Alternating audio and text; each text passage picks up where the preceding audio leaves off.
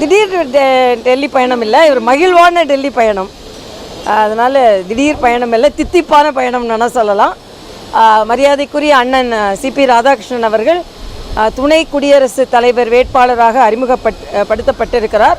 துணை குடியரசு வேட்பாளர்னா துணை குடியரசுத் தலைவர் தான். ஏன்னா தேசிய ஜனநாயக கூட்டணியிலேயே அறுதி பெரும்பான்மையான வாக்குகள் இருக்கிறது. ஆனால் நாங்கள் வைக்கிற கோரிக்கை என்னென்னா, மரியாதைக்குரிய நமது சிபிஆர் அவர்கள் தமிழகத்தை சார்ந்தவர்கள், தமிழகத்திற்கு பெருமை சேர்ப்பவர்கள். அதனால் கட்சி மாற்றங்கள் இல்லாமல், வேறுபாடு இல்லாமல் அனைவரும் அவருக்கு ஆதரவு தர வேண்டும் என்று நான் கேட்டுக்கொள்கிறேன். இதற்கு முன்னால் அப்துல் கலாம் அவர்கள் தமிழராக இருந்து அவருக்கு ஆதரவு தராத ஒரு மாபெரும் குற்றத்தை திமுக போன்ற கட்சிகள் செய்தன. இந்த வாட்டி அது செய்யக்கூடாதுன்னு நான் நினைக்கிறேன்.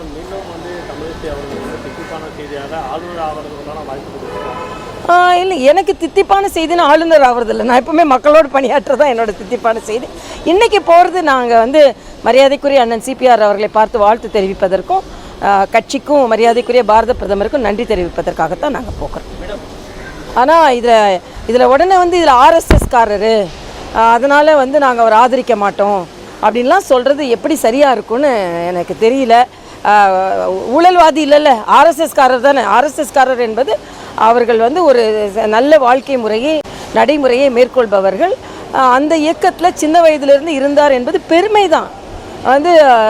திமுகவில் 6-7 அமைச்சர்கள் மீது ஊழல் குற்றச்சாட்டு இருக்குது, அப்படி சொல்லலையே. அதனால் ஒரு நல்ல தன்மையை எதிர்த்தன்மையாக அவங்க எடுத்துக்கொள்வது நல்லதில்லைன்றது என்னோட கருத்து. கொடுக்கணும்னு நான் சொல்கிறேன். தமிழர்களாக இருப்பவர்கள் இதில் நான் அவரை தமிழராக பார்க்குறீங்களா இல்லையான்னு முதல்ல நான் கேட்குறேன். தமிழ்நாட்டை சார்ந்தவராக இல்லையான்னு ஒன்று கேட்குறேன். அதனால் அவர்கள் ஆதரவு கொடுக்க வேண்டும். அவர்கள் ஆதரவு கொடுக்கவில்லை என்றால் தமிழ் பற்று என்ற அவர்கள் வேஷம் கலைந்துவிடும் என்பது எனது கருத்து.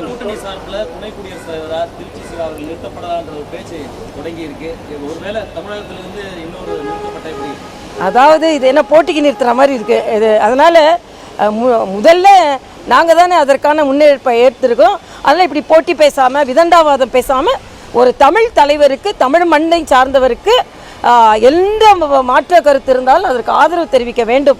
அதுதான் தமிழ் மக்களுக்கு திராவிட முன்னேற்ற கழகம் செய்யும் சரியான கடமையாக இருக்க முடியும் என்பது எனது கருத்து. அப்படிலாம் இல்லை.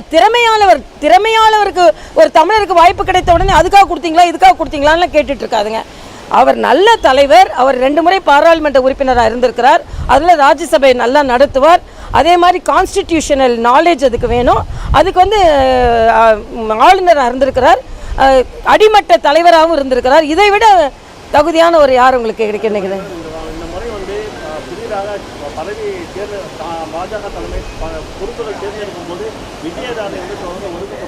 இல்லை, அதை பற்றி நான் இப்போ சொல்லலைப்பா. அது கட்சி செய்ய வேண்டிய கடமை. ஒரு நல்ல நிகழ்வு நடக்குது, மரியாதைக்குரிய சிபிஆர் அண்ணனுக்கு அங்கீகாரம் கிடைத்திருக்குது, அதோட நம்ம பார்ப்போம். நன்றிப்பா.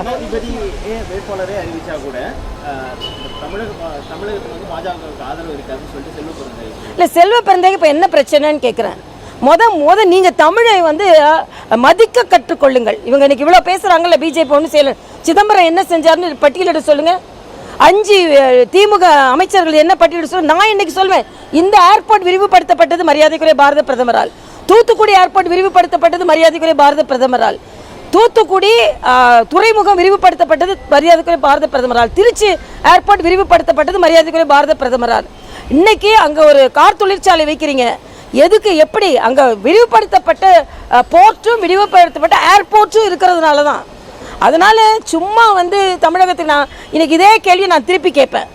ஏறக்குறை 20 வருஷம் மத்தியில் திமுக காங்கிரஸ் ஆட்சியில் இருந்தாங்க. பட்டியலிட சொல்லுங்கள் பார்க்கலாம். நான் பட்டியலிட முடியும். 10 லட்சம் கோடி ரூபாய்க்கு இன்ஃப்ராஸ்ட்ரக்சரை தமிழகத்திற்கு கொண்டு வந்திருக்கிறோன்னு பட்டியலிட முடியும். அதனால் சும்மா அப்படியே பேசிகிட்டு இருக்க வேணாம். நீங்கள் இந்த முறை சிபிஆர் அண்ணனுக்கு ஆதரவு தரவில்லை என்றால் தமிழக மக்கள் உங்களை புரிந்து கொள்வார்கள். அதை நீங்கள் புரிந்து கொள்ளுங்கள். நன்றி.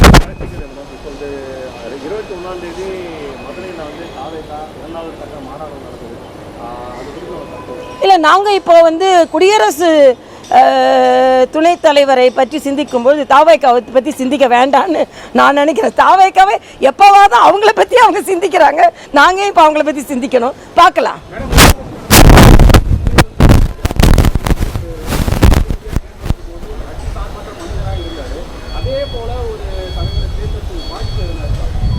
இல்லை துணை ஜனாதிபதி வேட்பாளர்னு ஒரு கட்சி சார்பற்றவர்களாக மாறி விடுகிறார்களவா? அரசியல் அடிப்படையில் எல்லாரும் கட்சி சார்பானவர்கள் தான் இருப்பாங்க. அறிவிக்கப்பட்டவங்க கட்சி சார்பற்றவர்கள் தான். அதான்